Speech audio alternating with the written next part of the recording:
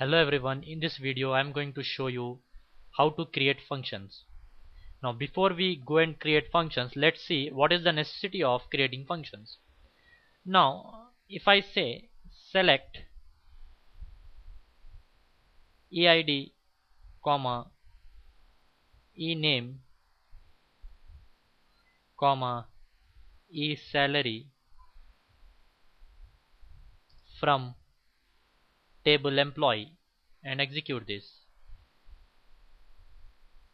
so I get employee ID, employee name and employee salary. Now say this salary is basic salary. Now what I want is I want to calculate the gross salary, and my gross salary is nothing but basic salary plus 15% of basic salary is HRA plus 23.5% of basic salary as DA.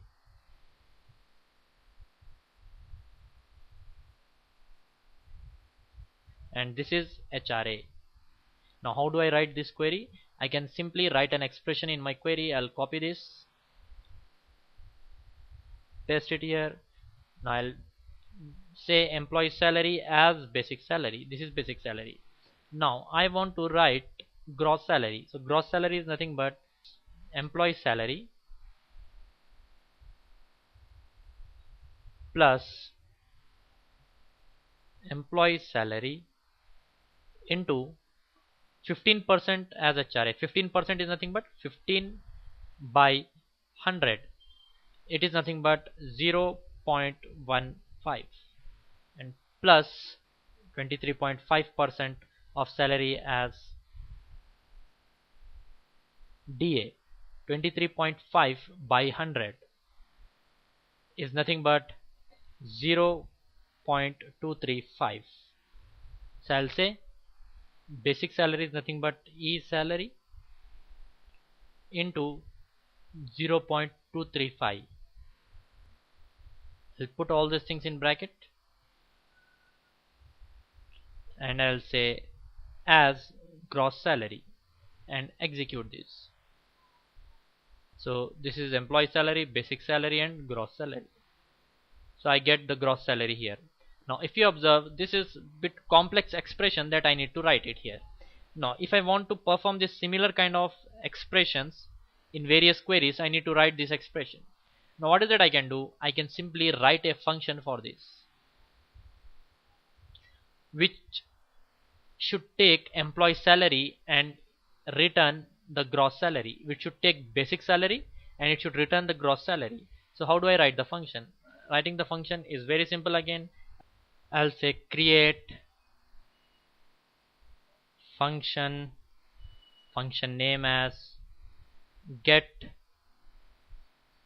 gross salary, and input parameter should be basic salary. I'll say at basic salary as float, and it is going to return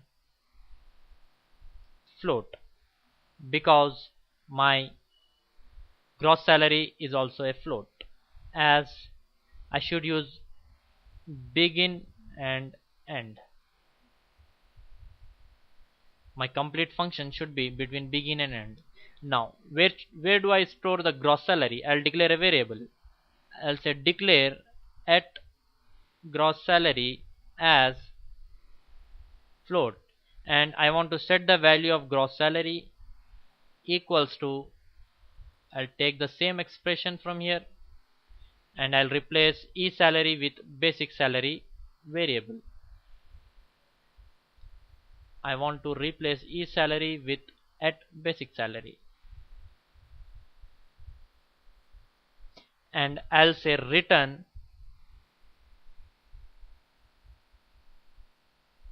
at gross salary. I need to say set at gross salary. Now this command got executed successfully. That means my function is ready. Let me refresh the functions folder and go for the scalar function. I should see get gross salary. I'll drag and drop it go for a new window. I'll drag and drop get gross salary and I'll use it with select statement. Select get gross salary. I can pass any value. If I pass 4,000, it will treat 4,000 as basic salary and calculate the gross salary, and it will give me the output. If 4,000 is basic salary, then the gross salary will be 5,540.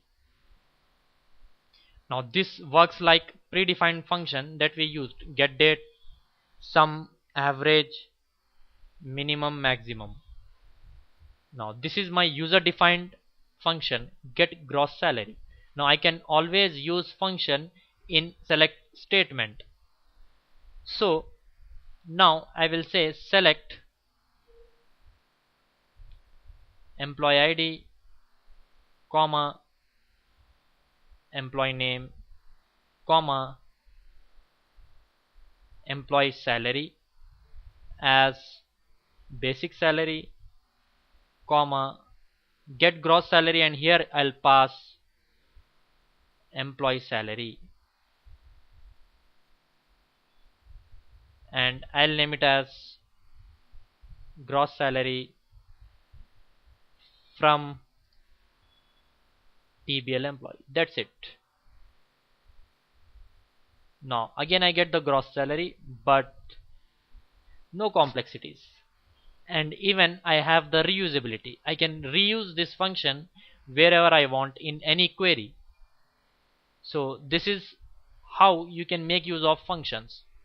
And a function can return one and only one value, whereas a stored procedure can return more than one value. A function should be used in select clause, whereas a stored procedure cannot be used in select clause.